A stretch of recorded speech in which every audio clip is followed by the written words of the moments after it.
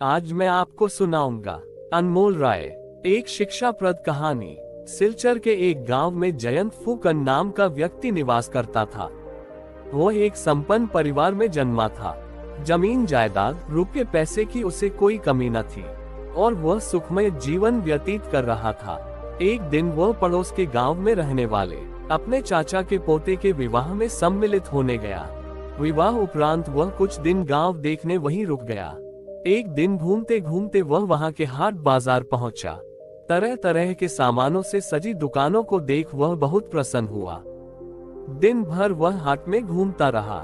शाम होने को आई तो देखा कि दुकानदार दुकान बंद कर घर लौट रहे हैं। वह भी लौटने को हुआ, लेकिन तभी उसकी दृष्टि एक दुकान पर पड़ी जो उस समय भी खुली हुई थी। उसने दुकानदार से पूछा, क्यों भाई, घर नहीं जाना? दुकान बंद नहीं करोगे? मेरी कोई बिक्री नहीं हुई भाई, कैसे घर जाऊं?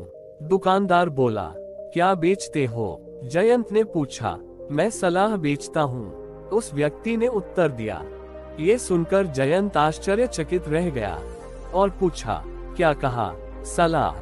कैसी सलाह? मूल्य चुकाओगे तभी सलाह मिलेगी, बिना मूल्य के कुछ भी नहीं मिलता। दुकानदार बोला।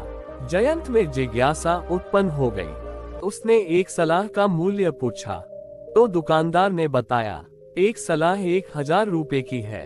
मेरे पास 2 सलाह है तो 2000 रुपए लगेंगे। मूल्य सुनकर जयंत हंसने लगा और यह कहकर जाने को हुआ, इतने में कौन तुम्हारी सलाह खरीदेगा? पछताओगे बंधु, ऐसा अवसर फिर नहीं मिलने वाला। जीवन भर ये सलाह काम आएंगी। दुकानदार ने कहा तो जयंत ठिठक गया और सोचने लगा कि सलाह लेकर देखता हूँ, हो सकता है जीवन बदल जाए। उसने 2000 रुपये दुकानदार की ओर बढ़ा दिए। दुकानदार उसे सलाह देने लगा। पहली सलाह, कांटेदार बाड़ न लगाना। दूसरी सलाह, घरवाली को राज न बताना, नहीं तो पीछे पड़ेगा पछताना। जयंत सलाह सुनकर हैरान हुआ कि ये कैसी सलाह है, लेकिन फिर भी उसने दोनों सलाह याद कर ली। उस रात वह चाचा के गांव में ही रुका और अगले दिन अपने गांव के लिए निकल गया। अपने घर पहुंचा तो देखा कि पत्नी सोनपाही बाग में माली के साथ खड़ी है और कांटेदार बाड़ लगवा रही है। उसके दिमाग में दुकानदार की पहली सलाह कौन थी? कांटेदार बाड़ मत लगवाना।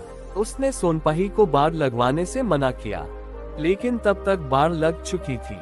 माली के जाने के बाद उसने सोनपाही को चाचा के गांव के हाट से 2000 में 2 सलाह खरीदने की बात बता दी। ये सुनकर सोनपाही हंसने लगी और कहने लगी, क्या मूर्खता कर आए, इससे कहीं अच्छा होता कि उन 2000 रुपयों से मेरे लिए ही कुछ ले आते। जयंत कुछ न बोला। सोनपाही की बात सुनकर उसे भी महसूस हुआ कि कहीं उसने अपने पैसे व्यर्थ तो नहीं गंवा दिए। वह रात में ढंग से सो भी नहीं पाया। उसके मन में यही विचार आने लगा कि उसने सलाह खरीद कर गलती कर दी है। इसलिए उसने सोचा कि क्यों ना सलाहों को आजमा कर देखूं। वह उठा और बाहर जाकर एक जानवर के बच्चे का सिर काटकर जंगल में छुपाया। उसके बाद वह चैन से सो गया। सुबह उठने के बाद उसने सोनपाही को खून से सना चाकू दिखाया और बोला, मेरे हाथों एक आदमी का खून हो गया है। ये बात तू किसी को बताना मत, नहीं तो मैं मुश्किल में पड़ जाऊंगा। सोनपाही ने हामी भर दी, लेकिन उसकी पेट में बात पचना बहुत मुश्किल था। वह जब पनघट पर पानी भरने गई तो देखा कि वहां इकट्ठी औरतें अपने अपने पतियों की बहादुरी के किस्से सुना रही हैं। वह कैसे पीछे रहती, उससे भी रहा नहीं गया और उसने अपने पति की बहादुरी का गुणगान करते हुए सबको बता दिया कि उसने एक आदमी का खून कर उसकी लाश जंगल में छुपा दी है। ये खबर आग की तरह पूरे गांव में फैल गई। जो भी जयंत को देखता डर के मारे दूर भाग जाता। जब ये खबर राजा के पास पहुंची तो उसने सैनिकों को जयंत को पकड़कर लाने के लिए भेजा। जब सैनिक जयंत को उसके घर से पकड़कर ले जाने लगे तब कांटेदार बाड़ में फंसकर जयंत की पगड़ी गिर गई और जयंत वैसे ही राजा के पास पहुंच गया। राजा का नियम था कि कोई भी व्यक्ति उसके पास बिना पगड़ी के नहीं आएगा। जयंत को बिना पगड़ी के देख राजा आग बबूला हो उठा ये देख जयंत को दुकानदार की पहली सलाह याद आई, कांटेदार बाड़ न लगाना। फिर राजा ने उससे पूछा, तुमने किसका खून किया है? ये सुनकर जयंत के होश उड़ गए। वो एकदम से कुछ कह नहीं पाया। तब राजा बोला, तुम्हारी पत्नी गवाह है कि तुमने किसी का खून किया है, इसलिए तुम इस आरोप से बच नहीं सकते। तब जयंत को दुकानदार की दूसरी सलाह याद आई, घरवाली को राज न बताना, नहीं तो पीछे पड़ेगा पछताना। उसने सारी बात राजा को बताई कि कैसे वह दुकानदार की दी गई सलाह को आजमा रहा था और उसे लेने के देने पड़ गए। फिर वह सैनिकों के साथ जंगल गया, जहां उसने जानवर के बच्चे का सिर छुपाया था। सैनिकों ने वापस आकर सारी बात राजा को बताई, तो राजा भी हंस पड़ा और उसने जयंत को छोड़ दिया।